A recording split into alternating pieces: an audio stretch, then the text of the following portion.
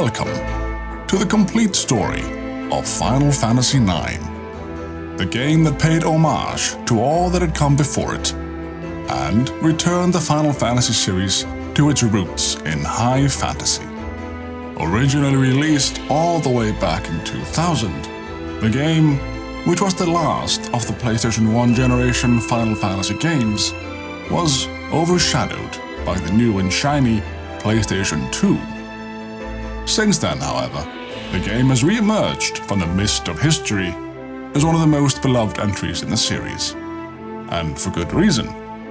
The story of the game features an intricate plot with multiple viewpoints that deal with love, loss, loyalty, lechery, life, and probably some other things that begin with a different letter. Oh, and also there's jump rope. But anyway, I'm here from Birds of Play, and in this video, I hope you'll join me as we revisit the wonderfully light-hearted, yet deeply life-affirming story of Final Fantasy IX. It's going to be quite the adventure, and I hope you'll be with us every step of the way. In the kingdom of Alexandria, Princess Garnet till Alexandros XVII awakens from a mysterious dream of having been adrift on a small boat at the mercy of the ocean waves.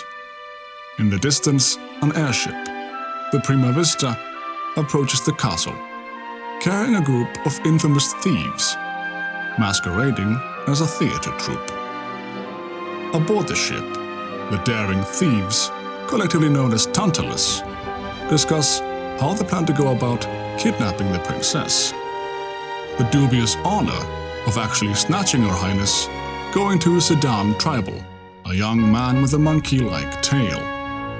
As the Prima Vista flies over the city of Alexandria, a young boy with bright eyes looks up in awe at the majestic airborne vessel, before falling flat on his face shortly after. The boy is visiting Alexandria in the hopes of attending tonight's play at the castle. Much to his dismay, however, he discovers that the ticket in his possession is a fake. Fake tickets apparently being a common commodity these days. Still, wanting to see the play, the boy teams up with Puck, a rat kid, and together they steal a ladder so they can sneak into the castle without tickets. The bright-eyed boy introduces himself as Vivi, and the two successfully infiltrate the castle grounds, just in time for the play to start.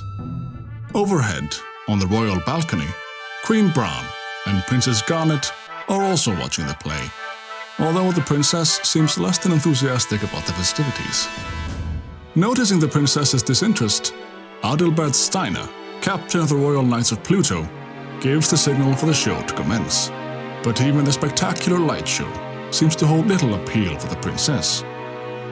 As the play begins, Baku, the leader of Tantalus, takes center stage and invites everyone present to enjoy this year's rendition of I Want to Be Your Canary, a play of star-crossed lovers, Princess Cornelia and Marcus, whose love is doomed to fail due to their families being at odds with one another.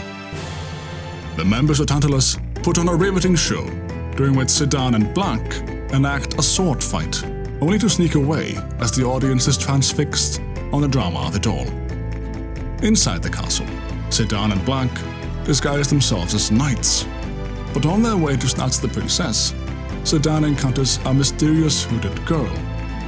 He recognizes her as the princess, and as she runs away, the kidnappers give chase. Seeing as Princess Garnet doesn't return to her seat, Steiner is sent to look for her, his duty leading him to scour the castle grounds. The princess, however, eludes both Sedan and Steiner, making it aboard the airship all by herself. It isn't until she recognizes Sedan as someone who works on the theater ship that she stops running away. And to Sedan's surprise, she asks him to take her away, making his job of abducting her a whole lot easier. Being sworn to protect her, Steiner nevertheless does all he can to stop Sedan and the others from taking the princess, regardless of her own wishes. As he pursues the princess and her kidnapper, the three of them find themselves on stage, having to improvise their lines so as not to alert the crowd.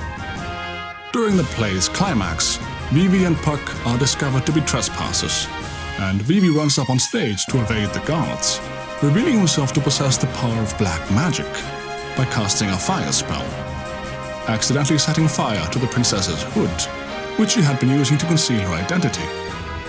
With the princess's identity revealed, Queen Bran flies into a frenzy and orders an attack on the theater ship, even though it means putting Princess Garnet in harm's way.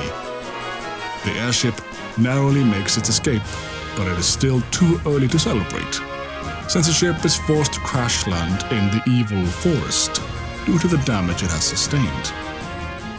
Zidane is once again sent to look for the princess, since she got thrown overboard during the crash. But when he finally finds her, she is taken away by a monster native to the forest. Returning to the ship, Zidane hopes to launch a rescue operation, but Baku believes it is time for them to cut their losses. Refusing to leave the princess behind, Zidane leaves the group and asks Steiner and Vivi to help him look for the princess. Not being one to associate with criminals, Steiner reluctantly agrees to join him, understanding it to be the best way to save Her Royal Highness. They find the princess in the den of the plant brain, a vile forest monster keeping the princess captive. During the battle with the plant brain, Blank suddenly rushes in to help, bringing with him a map of the surrounding area. When Plant Brain is defeated, the whole forest starts to turn to stone, and as they make a run for it, Blank selflessly sacrifices himself to save Zidane and the others, his body becoming petrified, along with the rest of the forest. Following the map from Blank, the party makes its way to the ice cavern to the south, in the hopes of getting above the mist, a noxious fog that spawns monsters and stirs abnormalities in the mind and body. As they make their way through the ice cavern, they mysteriously fall asleep in the middle of the freezing cold, Zidane being the only one to awaken of his own accord. Zidane hears the sound of a bell further up ahead, and upon following the sound, he comes upon Black Waltz No. 1, a black mage sent to retrieve the princess by any means necessary. Zidane defeats the Black Waltz, freeing the others from his spell, and together they make it through the mist. Exiting the cavern, they spot the village of Dali in the distance, but before they can make their way over there, Zidane suggests that Princess Garnet should adopt a new identity so that they can travel without being disturbed. Steiner pushes Zidane violently for even making such an insolent suggestion, making Zidane drop his dagger in the process. The princess picks it up and asks Zidane what such a weapon is called. When she learns that it's called a dagger, she decides that from now on, her new name will also be Dagger. The four of them make their way to the village and get a room at the local inn. Zidane asks Dagger what her plan is, and she tells him that she must cross the border and go to the neighboring regency of Lindblum, although she cannot tell him why she must do so. Steiner begs her to reconsider returning to the castle, but his pleas fall on deaf ears. After a good night's sleep, the four travelers each explore the town in their own way. As Vivi walks around town, the children of Dali give him a strange look and start avoiding him, much to his dismay. At the same time, Dagger wanders around, trying to live up to her new name as a commoner, although she still has a lot to learn. Zidane asks Vivi and Dagger to return to the inn, but when Vivi doesn't show up, they decide to go looking for him. Strangely, they hear him sobbing underground through a small hole and end up tracking him down to a secret underground facility where the townspeople have stuffed him in a box. Zidane and Dagger free Vivi, and together they discover, much to their horror, that the facility is mass-producing black mages similar to Vivi and shipping them off to Alexandria Castle. On the surface, Steiner has devised a plan to take the princess back to the castle using the cargo ship, so when the others resurface, he lies to them and tells them that the ship is actually going to Lindblum. Before they can board the ship, however, they are attacked by Black Waltz No. 2, who has come to retrieve the princess, just like his predecessor. Once they have defeated the second Black Waltz, they board the cargo ship, knowing full well about Steiner's attempt at deception. Surprisingly, the ship is run by black mages from the factory, but when Vivi tries his best to talk to them, they ignore him completely, fully immersed in their work. Up on the deck, Steiner believes he has finally managed to find a way to escort the princess safely back to the castle. But much to his surprise, Sedan commandeers the ship to use for their own purposes and sets course for the neighboring regency of Lindblum, as per the princess's request. On the way there, they are intercepted by Black Waltz number 3, yet another assailant sent by the castle, each new iteration being more powerful and merciless than the last. When the Black Waltz attacks Vivi, the other black mages suddenly come to his rescue, prompting the Black Waltz to dispose of them as if they were nothing. As Dagger steers the cargo ship, the others attack the Black Waltz and drive him off the deck. Once he has been defeated, however, he returns to his masters, Zorn and Thorn, the royal court jesters, and steals their ship so that he can continue to pursue his prey. Dagger heads for the south gate, with the Black Waltz fast approaching, but thanks to Vivi mustering all her strength to fend him off, they are able to outmaneuver him just as the gate closes behind them, the Black Waltz crashing into it. Leaving a trail of destruction in their wake, they make their way to Lindblum, a veritable metropolis made prosperous through the wonders of technology. There, the princess is given a warm welcome at the Lindblum Grand Castle after proving her identity with her royal pendant.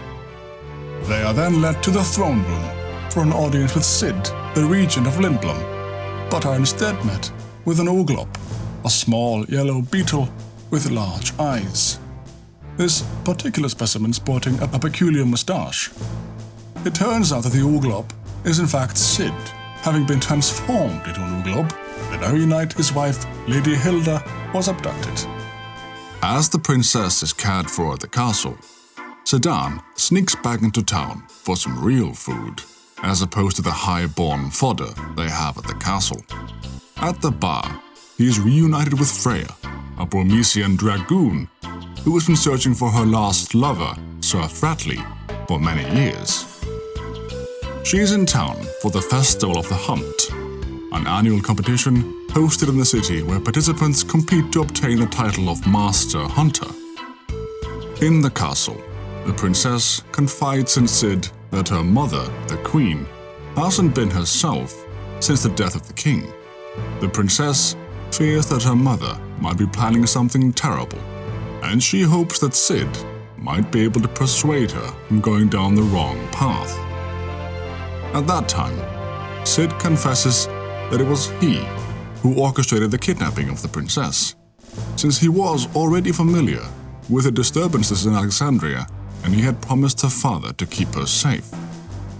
She tells him about the black mages they saw in the village of Dali, and that she fears her mother might be intending to use them for war. Sid consoles her by telling her that even if she was, Queen Bran would never attack Lindblum as long as they have their airship fleet. Sid then takes the princess to the airship hangar to show her the latest advancements in airship technology. 6 months ago, they had an airship in there that didn't require mists to fly. It was a true breakthrough. But the ship was stolen by none other than his wife, Hilda, who had also used her magic to turn him into an Uglop. The reason being that she found out Sid had an affair with some lovely lady down at the pub. The airship ironically having been named the Hilda Guard, out of love for his wife. Furthermore, due to being an Uglop, Sid hasn't been able to construct the Hilda Guard too, since his mind just isn't the same. Regardless, he says he will do what he can for the princess and Alexandria, and that he will visit the queen once the repairs on the south gate are finished. Back in town, Sedan heads for the Tantalus hideout, while Vivi goes shopping, and Steiner develops a surprising taste for Gishal pickles, a local delicacy that supposedly tastes as good as it smells bad. Not surprisingly, however, there is no one at the Tantalus hideout, since they still haven't made their way back from the evil forest. Wanting to see Dagger, Sedan sneaks into the castle and finds her singing up at the observation deck. They have a little heart-to-heart, and Dagger asks Sedan how they were planning on abducting her. When he tells her they would have used some sleeping weed to put her to sleep, she asks him whether he can give her some, since she's had a hard time sleeping lately. Sedan reluctantly agrees and asks her what song she was singing before. Dagger tells him that she can't even remember where she learned it, but that she sings it whenever she's feeling sad or lonely. Finally, Sedan proposes that if he gets first place in the Festival of the Hunt, then the two of them will go out on a date, which Dagger reluctantly agrees to, lighting a fire in the young man's heart. As the festival commences, a horde of wild beasts is let loose within the city, letting the hunters stalk their prey, while the onlookers watch on from the safety of the city walls. Sedan, Vivi, and Freya all do their best, but once the festival has concluded, there is little time for jubilations, since the award ceremony is interrupted by a fatally wounded Burmecian soldier. The soldier tells them that Burmecia has been invaded by an army of mages wearing steeple-crowned hats, and that he has been sent to ask Lindblum for aid. Having received Sid's word that they will help, the soldier dies from his wounds. Sedan, Freya, and Vivi set their sights on Burmecia to help, but Sedan tells the princess to stay behind, since it isn't safe for her there. As they make ready, however, the princess puts them all to sleep, using the sleeping weed she got from Sedan earlier, and escapes with Steiner on a mission to convince her mother not to go to war. Not knowing where the princess has gone, Sedan, Vivi, and Freya give chase to Burmecia, first heading for Gizamaluk's grotto, which they must pass in order to enter the kingdom. On their way there, they encounter a curious creature in the marshlands. They learn that the creature's name is Quina, and after having a talk with Quail, the leader of the queue in Q's marsh, it is decided that Quina will accompany the others to Burmecia to learn more about all there is to eat in the world, the queue being strongly disposed to seeing the world with culinary eyes. Once they reach the grotto, they discover that Master Gizamaluk has gone mad, as he is being controlled by Zorn and Thorn. With no way to free him from their control, the party is regretfully forced to slay him to secure their passage, Freya being determined to save the king at all cost. At the same time, Steiner arrives at the base of the south gate, carrying a large sack on his back. When the guards inspect the sack, they discover a copious amount of Gishal pickles, prompting them to end their investigation due to the foul smell. Once inside, however, the princess emerges from the sack, and together they attempt to cross the border into Alexandria. Similarly, Sedan, Vivi, and Freya cross the border into Burmecia, the realm of eternal rain, ending Freya's 5-year absence from her homeland. The city is in ruins, and the citizens have been slaughtered, but Sedan and the others still press on. Freya fears seeing the palace having suffered the same fate, and Vivi fears to see what the other black mages have done, since he's beginning to doubt the meaning of his own existence. Inside the palace, they come upon Queen Bran and Beatrix, her general, conspicuously conferring with a mysterious man, who is apparently responsible for the creation of the black mages. The man's name is Kuja, and he tells them they are wasting their time looking for the king, since he already fled to the neighboring town of Cleyra, which is protected by a perpetual sandstorm. Their meeting is suddenly interrupted by a lone Burmecian soldier who challenges them with no way of winning, prompting Sedan and the others to jump to his rescue. They are, however, swiftly defeated by General Beatrix and left powerless in the rain. With no one standing in their way, Queen Bran and Beatrix hurry to Cleyra, but Kuja takes a moment to look upon the defeated, noting that the boy could become a problem, before flying away atop a silver dragon. Back at the South Gate's summit station, Dagger and Steiner run into Marcus and Cinna, two members of Tantalus, as they wait for the next train car to take them to Alexandria. Cinna is on his way back to Lindblum, but Marcus is going the same way they are.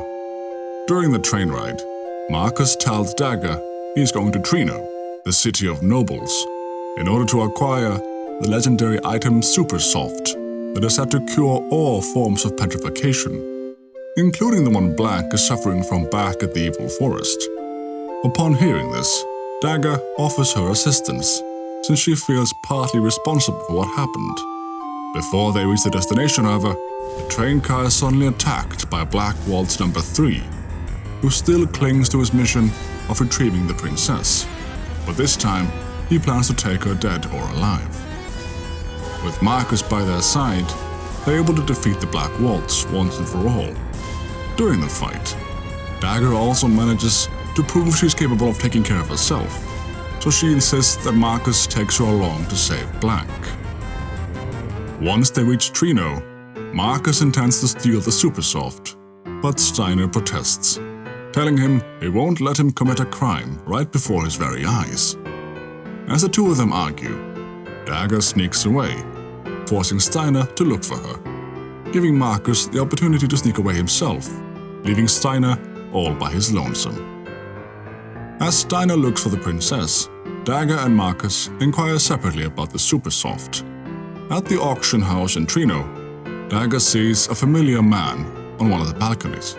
She's seen him at the castle before, but she doesn't know that the man is in fact Kuja, who has just returned from Burmecia. At the other side of Trino, Marcus meets up with Baku, who informs him the Super Soft can be found stashed away at a noble's mansion. Dagger and Steiner meet up with Marcus, and they break into the mansion to steal the Super Soft. Dagger going to make sure they don't steal anything else, and Steiner in order to protect the princess from bad influences. As they rummage through the mansion's property, however, they run into Dr. Todd, a highly respected scholar who tutored the princess in her youth.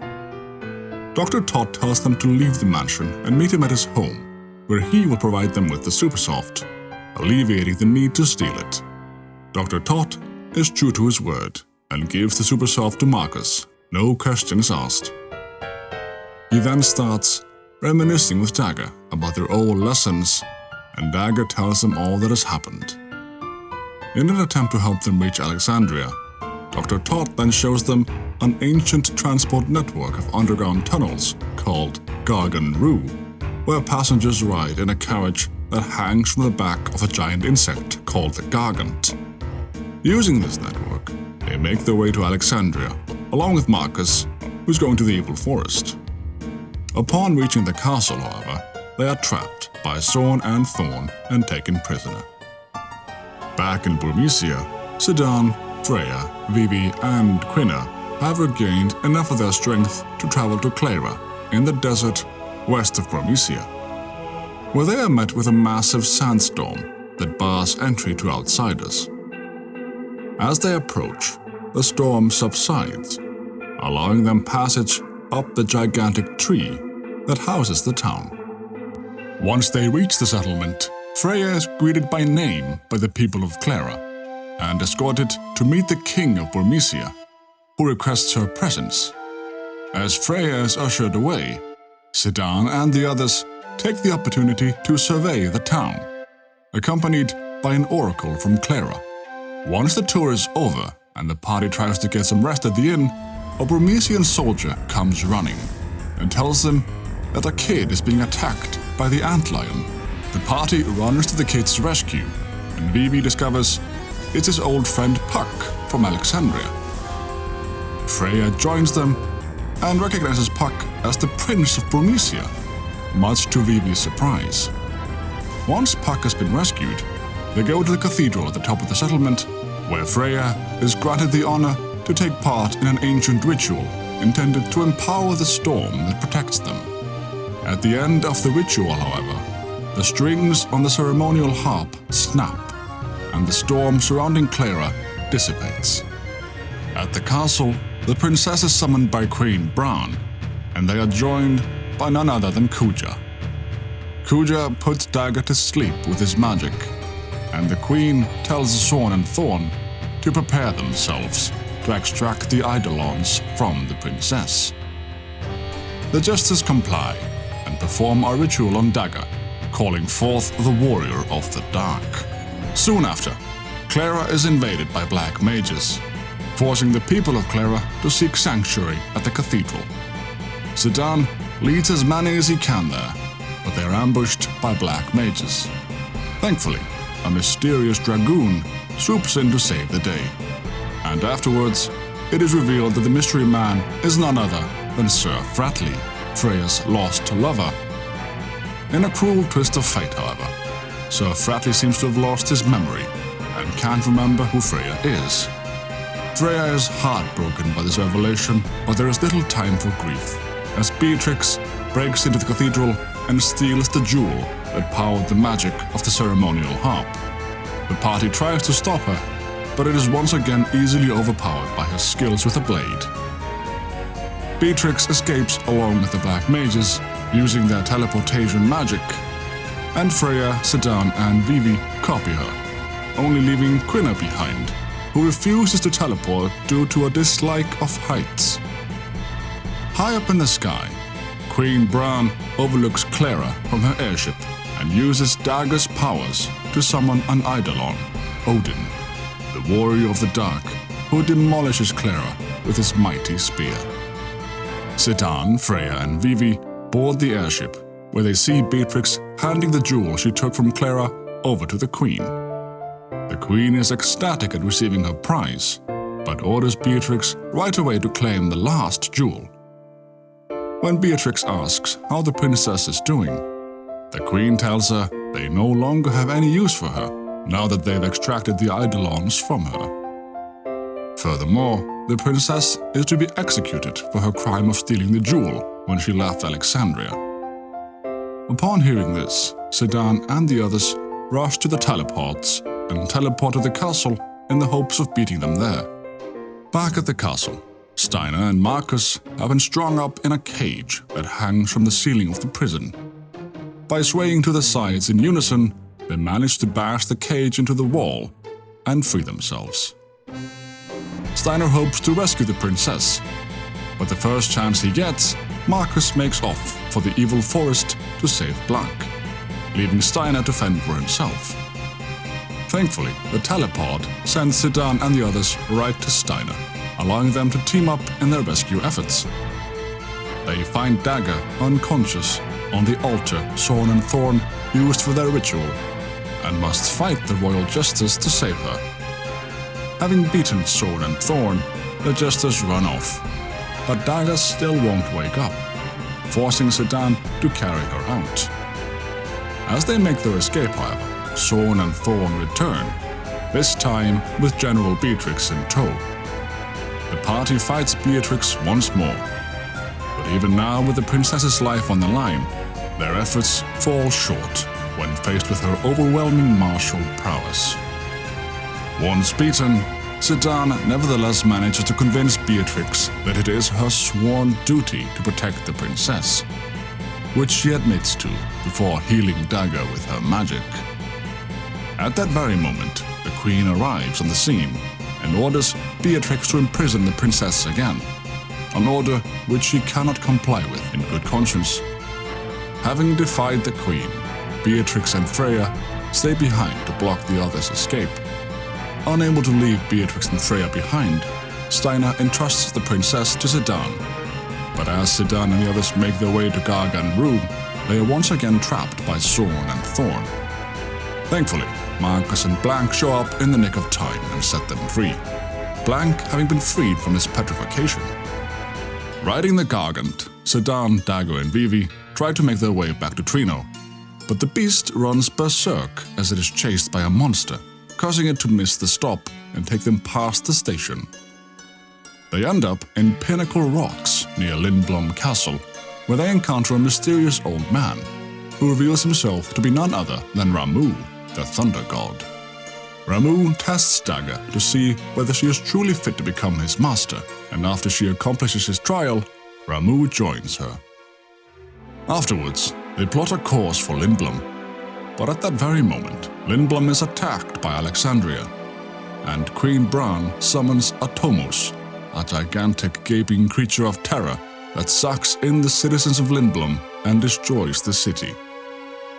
They rush over to the city and go to see Sid, who is surprised to see them until he realizes they must have ridden the Gargant. He tells them that a man named Kuja has been supplying Bran with highly advanced magic weapons, and that according to eyewitnesses in Trino, Kuja appeared from the northern sky on a silver dragon. Sid suspects that this indicates Kuja came from the outer continent, an unexplored continent located to the north of their Mist continent, and sends Sedan and the others on a quest there to stop Kuja. Since there is no mist on the outer continent, they cannot take an airship there, so they must rely on another Gargant tunnel hidden in Q's marsh. Once there, they are reunited with Quina, who somehow survived the devastation of Cleyra and made it back to the marsh. Quina joins them, and together they enter Fossil Rue in the hope of reaching the outer continent. There, they are attacked by Lani, one of 2 bounty hunters sent by the Queen to retrieve the princess's pendant and kill Vivi. But they manage to shake her off before arriving at their destination far to the north. They reach the town of Conte Petit, a settlement of dwarves where they encounter a black mage and learn of the existence of a black mage village, hidden in a forest to the southeast. They follow one of the black mages and find their village that is being hidden by magic. At first, the black mages are afraid of them, but once they realize Vivi is aware like them, they stop being afraid. Vivi learns that the black mages have a finite lifespan and struggles to deal with this realization. As they rest up at the inn, Sedan tells Dagger about the importance of having a home, and that Vivi might have finally found his. He tells her that he himself had searched for where he belonged for the longest time, the faint memory of a blue light being his only clue about his birthplace.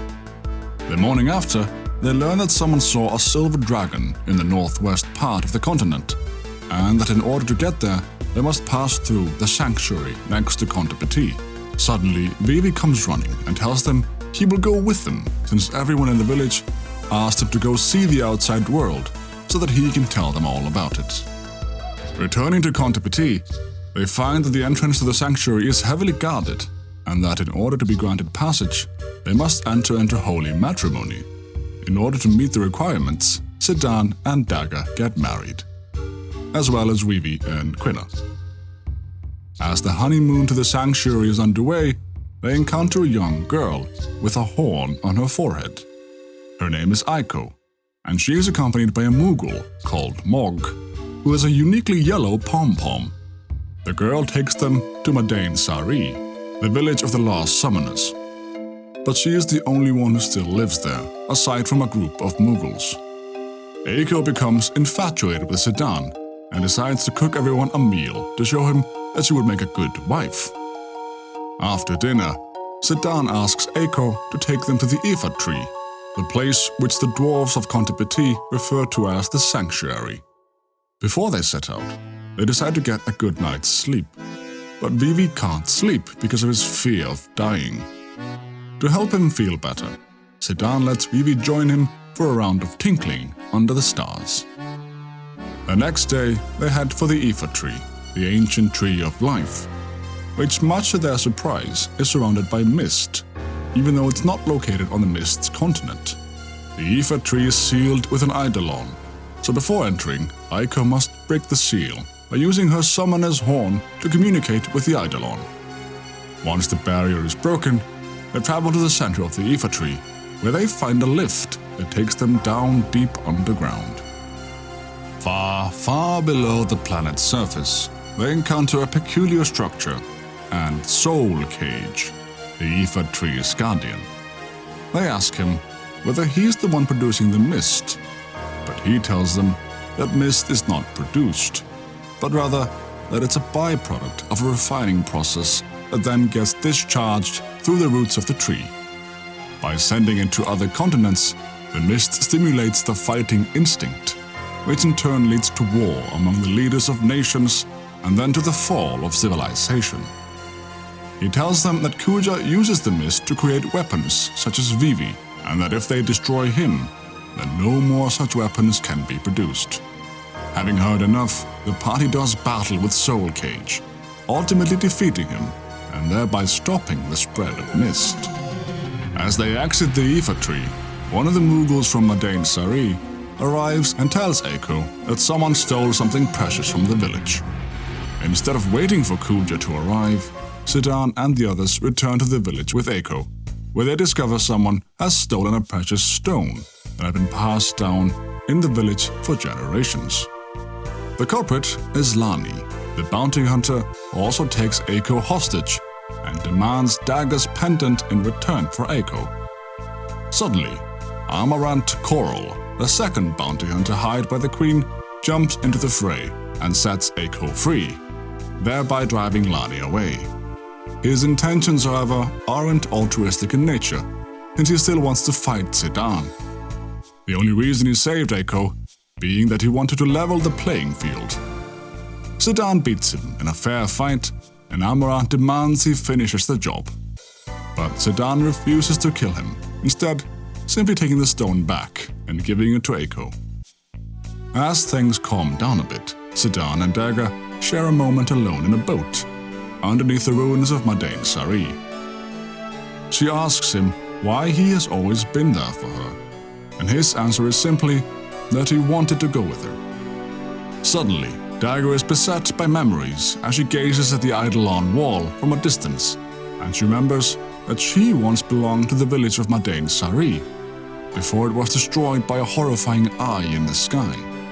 She deduces that she must have lived here before she washed up in Alexandria and was taken in by the royal family. As they return to the Iifa Tree to lie in wait for Kuja, Amarant joins them since he wants to understand Sedan's strength better, still finding it incomprehensible that he didn't finish him off. Back at the tree, Kuja arrives atop his silver dragon and flies overhead. Just as they face Kuja, however, Queen Bran arrives with the royal fleet, ready to take down Kuja and achieve total domination over the world. The queen summons Bahamut, the king of dragons, to do her bidding, and manages to wound Kuja with his tremendous power. However, Kuja calls upon a great eye in the sky and takes control of Bahamut, letting the beast turn on the one who summoned it, sinking the fleet and fatally wounding the queen. In her final moments, Queen Bran returns to her former kind self, allowing Dagger to bid her adoptive mother farewell. Returning to Alexandria, Dagger is reunited with Dr. Tot, along with Steiner and Beatrix, who are all safe and sound. Dagger leaves a wreath of roses at her mother's grave and starts to prepare herself for taking over as queen in her place. Back in town, Sedan slumps over a table at the local tavern, believing he won't be able to see Dagger anymore, now that she's becoming queen. Eiko sees this as an opportunity to win Sedan's heart and asks Dr. Tot to help her write a love letter. Dr. Tot obliges her, but as they go to write the letter, he is reminded that the princess also had a horn on her forehead like Eiko the day she drifted ashore in Alexandria. Dagger's horn, however, had been removed so that she could take the place of Princess Garnet, who had sadly just passed away. Once they are finished with the letter, Eiko runs to deliver it to Sedan, but is bumped into by Baku, making her drop the letter. She asks him to deliver the letter in her place, but Baku ends up dropping it at the gondola dock before leaving the castle grounds. As she leaves, Beatrix arrives on the scene and finds the letter, mistakenly believing that Steiner had written it and left it for her to find. The letter instructs her to meet him at a dock when the night sky wears the moon as its pendant. Back in town, Vivi asks Sedan whether they can go see Dagger at the castle, and Sedan agrees. There, they run into Freya and Amarant, who join them, and at the castle, they are met by Steiner and Eiko. Thanks to Master Vivi being the one to ask to see the princess, Steiner arranges an audience, but once she stands before them, Sedan and Garnet are unable to express how they truly feel. That night, Eiko waits by the dock for Sedan to arrive, as per the instructions in her love letter. But it isn't Sedan that shows up, but instead Blanc, along with Marcus. Blanc having found the letter, believing some girl had left it for him. When they hear someone coming, they run and hide and drop the letter in the process. Steiner arrives on the scene and picks it up, believing someone might have left it for him. After he reads it, Beatrix arrives, believing Steiner had written her the letter. The two of them draw closer and closer together. But before anything happens, Baku arrives and ruins the moment with a loud sneeze. Having lost her chance at love, Eiko runs into town where she is found by Dr. Todd, who has a few questions about her village, Madain Sari. Eiko says she's willing to talk at his home back in Trino, and Sedan decides to tag along, hoping to participate in a card game tournament that is being held there. They are joined by Vivi, Freya and Amarant, and together they ride the Gargant all the way to the City of Nobles. Once in Trino, Vivi takes the opportunity to visit his old home, even though the one he called Grandpa is gone. Vivi's home is in a cave close to Trino, and everything is just as he left it. While there, Vivi reminisces about his grandpa, who was a Q like Quina. Meanwhile, Amarant wanders the street and runs into Freya in front of the auction house. There, he reveals that he used to work as a security guard before Sedan robbed the place, blaming it on Amarant, thereby turning him into a wanted man. Back at Dr. Todd's home, he and Eiko discuss the Summoner tribe, and Dr. Todd deduces that the royal pendant is in fact only a part of a larger crystal that was divided between Alexandria, Lindblum, Cleyra, and lastly Madain Sari. Although he's not sure why they felt the need to split the crystal up 500 years ago. At the card game tournament, Sedan runs into Sid, who came to Trino on the Hildegard II, his second ship that can fly without mist. Their meeting is suddenly interrupted by Eiko, who tells them that the Mughals are saying that something horrible is happening in Alexandria. Back in Alexandria, Kuja has summoned Bahamut and is wreaking havoc on the city with mist-made monsters. Steiner and Beatrix take to the streets to fend off the beasts, but they find they can only do so much on their own. At the castle, Dagger hears some mysterious music playing and decides to follow it. It leads her to the top of the castle, where a curious staircase appears, leading up to a newly formed part of the castle. She ascends the staircase and arrives at a platform overlooking the city. Up in the sky, Sedan and the others are returning to Alexandria, riding the fairly unstable Hildegard II. But as they fly over the castle, Eiko's part of the crystal suddenly starts to shine, and Eiko follows its light overboard. As she falls from the ship, she lands right where Dagger is standing, and is caught by the magic emanating from her and Dagger's crystal pieces coming together. Together, they summon the Eidolon Alexander, who is calling for its summoners. Alexander emerges as an enormous winged fortress to shield the castle from the terror of Bahamut and bring the King of Dragons low. Once Bahamut has been defeated, however, Kuja once again calls forth the Eye in the Sky to claim the legendary Eidolon. But much to his surprise, it refuses to do his bidding. It is revealed that the Eye is but the underside of an airship, and that Garland, Kuja's master, has assumed command of the ship, putting a stop to Kuja's plotting. Back at the castle, Sedan rushes to Dagger's side and rescues her, just as the Invincible strikes down Alexander and Alexandria Castle. With Alexandria in ruins, the party seeks refuge in Lindblum, which is still dealing with the aftermath of Alexandria's invasion. As soon as Sedan awakens in the guest room of the castle, his first thought is wanting to see Dagger, but goes to meet her, up at the observation deck, next to the telescope. Sedan chews Dagger's ear off, but she doesn't respond with a single word. Sedan decides to give Dagger some space, and goes to attend a strategy meeting about how they are going to deal with Kuja. Sid tells the people present that he saw Kuja escape on his stolen airship, the Hildegard 1, and moreover, that there were black mages on board who were talking amongst themselves. Vivi is distraught upon hearing this, since it means that his fellow awakened black mages may have joined Kuja. Suddenly, the meeting is cut short by Eiko, who tells them that Dagger has lost her voice. Upon examining her, Dr. Todd deduces that the loss of her voice is due to the emotional trauma she has suffered after the attack on Alexandria, speculating that her voice won't return until she has come to terms with it and her heart is at peace. In order to catch Kuja, they also get Dr. Todd to examine Sid, in order to ascertain whether he can be turned back into human form, so that he can make a new airship that doesn't require mist to fly. Dr. Todd asks Sedan to fetch 3 different types of potions, them being an unusual potion, beautiful potion, and a strange potion. Once Dr. Todd is done mixing them together, he applies the mixture to the regent, causing him to transform. However, he doesn't turn human, but rather into a frog.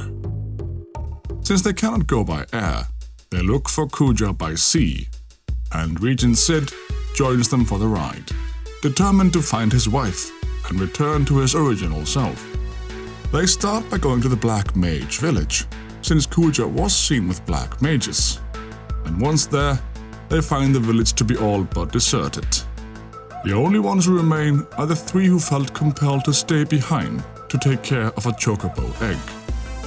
Once the egg hatches, they name the chocobo chick Bobby Corwin and vow to continue to take care of it. The black mages tell Vivi that the reason most of them went with Kuja is that Kuja told them about their finite lifespan and promised to extend it if they did his bidding. The remaining black mages tell them that Kuja's secret palace is buried under quicksand on the eastern side of the outer continent, giving them the clue they needed to pursue him further. Once there, however, the party is trapped by Kuja, and Sedan is forced to do his bidding if he wants to set his friends free. Sedan is sent with a party of 3 others to the Forgotten Continent, to a place called Oilvert, to retrieve the Gulug stone. Kuja would go himself, but the place has a strong anti-magic field, making it difficult for him to maneuver. In Oilvert, Sedan and the others come upon an otherworldly structure and discover that it is composed of ruins from a civilization from a planet called Terra, as opposed to their Gaia. The Terrans were an advanced and inquisitive race, but even their great technological marvels fail to deliver them from extinction. They come face to face with the artificial remnants of the Terrans, constructed to preserve their history, and learn that their final attempt to bring their civilization back from extinction is still underway. Not knowing what all of it means, the party retrieves the Gulug stone and returns with it to Kuja. Back at Kuja's desert palace, the others mount an escape, and thanks to Sid sneaking around in the form of a frog, they are able to break free of their prison cells. When Sedan and the others return, Kuja tricks him by showing him illusions of the others still locked away, hoping Sedan will hand the stone over to him. When the rest of the party shows up, they rush to Sedan's side and tell him not to do it. But on the way, Zorn and Thorn grab Eiko, distracting Sedan enough for Kuja to grab the stone using his magic. Kuja teleports away with the stone and flies away with Eiko in the Hildegard, the party giving chase on the Blue Narcissus by sea. They follow Kuja to the town of Gaza on the Lost Continent, a place dedicated to the worship of the Path of Souls through the Shimmering Island.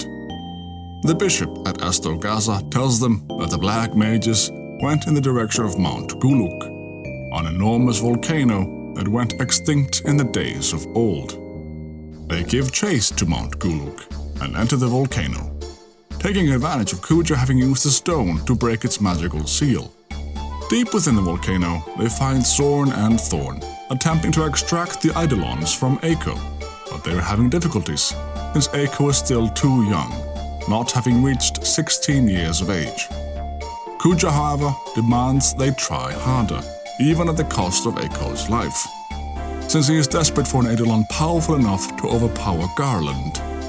Before they can perform the deed, Morg jumps out from under Eiko's clothes and stops them. She reveals herself to be Eiko's Eidolon guardian, the Eidolon Madain in disguise, and stops Sorn and Thorn by using her immense power.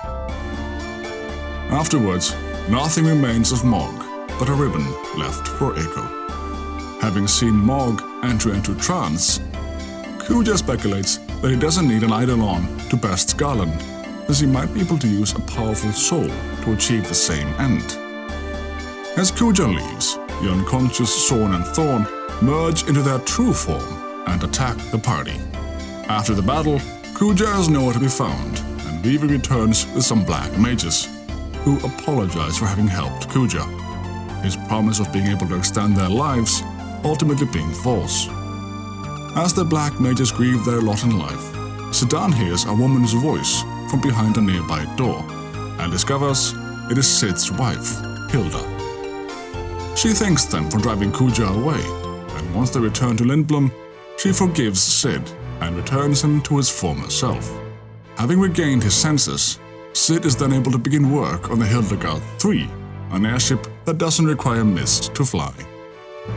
Hilda then tells them all she has learned about Kuja during her time in captivity. She tells them that Kuja is not of this world called Gaia, but rather from a distant planet known as Terra. Furthermore, this Terra seems to be connected to a place called the Shimmering Islands near Estogaza. However, the gateway that connects the two worlds is sealed, and in order to pass over, the seal must first be broken. In order to break the seal, they must travel to an old castle located in the northern area of the Forgotten Continent, a place they call Ipsen's castle. While Sid develops a new airship for their trip to the Forgotten Continent, Sedan, with the help of members of Tantalus, searches for Dagger, who has gone missing. Instead of Dagger, they find Beatrix, who tells them Dagger might be at her mother's grave, and hands them a garnet stone to give to her. Once Sedan finds her, he is surprised to find Dagger having regained her voice. Dagger asks whether she can stay with him a while longer, even though she has duties to attend to as queen, and Sedan agrees. He throws her the stone from Beatrix, and tells her that she too can shine brilliantly one day, just like that stone, who underwent so much to become what it is. Dagger asks to see Sedan's dagger again, and cuts her long hair, signaling her determination to see things through in the face of adversity. Once the airship is ready, the party heads for Ipsen's castle, and finds a topsy-turvy structure where up is down and down is up. Wanting to prove that one does not need comrades, Amarant makes a bet with Sedan that he can get the key to the seal before they do. Sedan lets him have his way, and the rest of the party gives Amarant a head start into the castle. When they reach the key, Amarant is already there waiting for them. Sedan asks if he has figured out how to break the seal, but Amarant says that it's no longer his concern, and that he has proven he doesn't need anybody else. Amarant then makes his exit, leaving the seal to the others.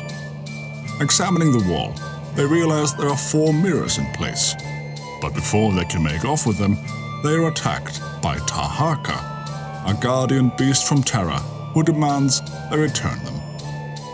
After besting their beast in battle, it leaves them with a riddle. One is all is one, telling them they will never break the seal. Upon exiting the castle, Amarant is nowhere to be seen, so Sedan goes back in to look for him. He finds Amarant, wounded on the castle floor, and rescues him, teaching him the true meaning of friendship. Outside the castle, Sedan tries to sort out what they found in the castle, and he deduces that each mirror they acquired corresponds to a physical location where the seals are located. Taking heed of Taharka's warning, Sedan also deduces that the seals must all be broken at the same time. So the party splits up into 4 groups, each group consisting of 2 members. Dagger and Echo go together to the Water Shrine, Freya and Amaranth to the Fire Shrine, Vivi and Steiner to the Wind Shrine, and Sedan and Quina to the Earth Shrine. There they find the 4 Guardians of Terra and defeat them in battle to break the seal of the Shimmering Island, finally allowing them passage to Terra. They ride the airship to the Shimmering Island and jump into the teleporter that emerges from the middle of the island. On the other side, they are greeted by a strange and unfamiliar world, engulfed in a blue light. Before Sedan is able to rejoin the others, he is discovered by Garland, who invites Sedan to learn the truth about Terra and himself. Garland then disappears, but as they explore Terra, they come across a curious figure with a monkey-like tail, just like Sedan's. They give chase and end up in the village of Bran Bal, where everyone looks like Sedan. Before they can enter the village, the Invincible arrives on the scene, and the eye on the ship's underside brings back memories for Dagger of the time Madain Sari was laid to waste. The Invincible being what destroyed the village of summoners back when she was but a little girl. Dagger faints, and they take her to the village so that she can rest. Meanwhile, Sedan explores Bran Bal and discovers that he, along with the so-called genomes that live in the village, was created as a vessel for the return of the people of Terra. However, Mikoto, the genome they had been chasing, tells Sedan he was created special by Garland to serve a grander purpose, and to help Garland gain control of the cycle of souls on Gaia. Sedan goes to confront Garland, who tells him the truth of his origins. Garland tells him that 12 years ago, he lost his most prized genome, Sedan being that genome. He also tells Sedan that there was another one like him, sent to Gaia before him, and that his name is Kuja. Unlike Sedan, however, Kuja hides his tail in an attempt to deny his true identity. Under Garland's order, Kuja sought to disrupt the flow of souls on Gaia by instigating war, and his work far exceeded Garland's greatest expectations. The reason Sedan got abandoned on Gaia was that Kuja felt threatened by a genome with more power than his own, so he discarded Sedan and dropped him onto Gaia, the world he would destroy. The work still continues to disrupt Gaia's cycle and drain its souls, which would allow Garland to fill a void with the souls of Terra. And Garland hopes that now that Sedan has returned, he will replace Kuja as his angel of death on Gaia. When Sedan refuses, Garland is forced to wipe his soul clean and make room for a new soul, leaving Sedan lost within his own mind. As he searches for himself, he is treated to visions of his friends and comrades, and reminded of the connection they share. As he awakens, he continues to struggle with his identity, but after being helped by his friends, he remembers who he is, and that he is not alone. With everyone back together, the party goes to confront Garland at the observatory, where Sedan's past self had told him he'd become his angel of death. After growing up on Gaia, however, Sedan has a new outlook on life, and calls Garland a sad man, for failing to see the importance of that which he hopes to destroy. They defeat Garland in battle, but then Kuja appears on the Invincible to fight them even further. During the battle, Kuja enters Trance, a state of ultimate power brought on by a surge of powerful emotions. But the soul he uses is not his own, but rather that of Queen Bran and the other souls trapped by the Invincible. In his ultimate form, Kuja deals the finishing blow to Garland. But before disappearing, Garland leaves Kuja with the message that his life will soon be over, and that just like the black mages he created, his lifespan is limited. Upon learning that he too will die, Kuja enters into a fit of existential rage and vows to destroy the world, starting with Terra. Kuja makes good on his word and destroys everything around him. As Terra is laid to waste, the others usher the genomes of Bran Bal onto the Invincible and escape back to Gaia. Once there, however, they find that Gaia has been engulfed in mist like never before, the noxious substance now covering all of the planet, as opposed to simply the mist continent. Before going to face Kuja at the Iifa Tree in the hope of stopping the mist, the party visits the Black Mage village, where the genomes are allowed to stay. The Black Mages and the genomes seemingly having a lot in common, since they are all relatively new to life. In order to protect them and the other people of Gaia, the party once again takes to the skies, this time heading straight for the Iifa Tree. Once there, they are met with an onslaught of silver dragons, but thanks to the royal air fleet of Lindblum and Alexandria's Red Rose, they are able to enter the portal that has opened up just above the tree. Having gone through the portal, they find themselves yet again in an unfamiliar world.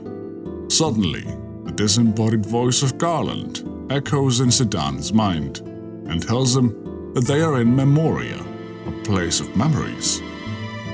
As they move forward, they witness the fall of Alexandria Castle. But Quina isn't able to see it, since Quina wasn't there when it happened, and therefore has no memory of it. Deeper within Memoria, Sedan comes across a woman and her daughter, leaving on a small boat in the middle of a storm, and Dagger recognizes it as one of her own memories, making it strange that Sedan was able to see it. Garland explains that what Sedan saw was in fact from his own memory, although he doesn't explain how that can be the case. Along the way, they see Gaia being assimilated by Terra, an occurrence that took place 5,000 years ago, and ended up in failure for Terra's native civilization. Then they see the primordial sea of Gaia, back when the planet was just one big ocean, although they can't understand why they would have such a thing in their memories. Lastly, they witness the birth of Gaia as a celestial ball of fire before walking off into space, where there are no worlds. Following their memory, their original memory, they're able to trace everything to a single source, the root of all life, the crystal world, and within it, the original crystal. There, they also find Kuja once more, who threatens to destroy the birthplace of all things, so that everything will die with him. The party fights Kuja once more, this time in his ultimate form. But once Kuja is defeated, he casts Ultima in a last-ditch effort to destroy them. The party is devastated, and as Sedan awakens, he finds himself along with the others on the Hill of Despair, in the presence of Necron, a deity-like being, convinced that Kuja's actions prove that life has no meaning, and that the time has come to end this world, returning everything to the Zero World, where there is no life and no crystal to give life.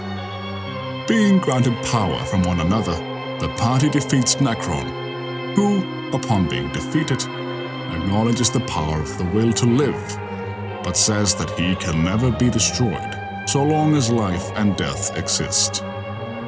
Kuja uses the last of his strength to teleport the party back to Gaia, but as the others return to Alexandria, Sedan chooses to stay behind and search for Kuja. Unwilling to give up on him, Sedan locates Kuja deep within the Iifa Tree as it goes berserk in its final moments, the roots converging down on both of them as Kuja accounts for his sins. Some time later, Alexandria has been rebuilt, and Tantalus returns for another performance of I Want to Be Your Canary for the Queen. Vivi has come to the end of his lifespan, but instead, he has created copies who identify as Vivi's sons. Vivi told his sons stories about Sedan, and that it was he who taught them all the importance of life. During the time that has passed, Freya has been reunited with Sir Fratley, even though he hasn't regained his memory. Amaranth has befriended Lani, bidding farewell to his life as a loner. Quina has started working as a chef again at Alexandria's castle. Eiko has been adopted by Sid and Hilda, and Beatrix and Steiner have found love in each other's arms. As the Queen watches the play from the royal balcony, a shrouded figure, masquerading as Marcus, casts off its cloak and reveals itself to be none other than Sedan, having returned alive after all this time. Dagger runs through the crowd to be reunited with the man she loves. Old friends cheering from the stands as she leaps into Sedan's arms, who has finally found the place he'll return to. And so ends the story of Final Fantasy IX. I hope you liked the video, and if you did, don't forget to subscribe to the channel and check out some of our other complete story videos. Or just some of our other videos. I'm Peter from Birds of Play, and until next time, caw-caw! Those are bird sounds.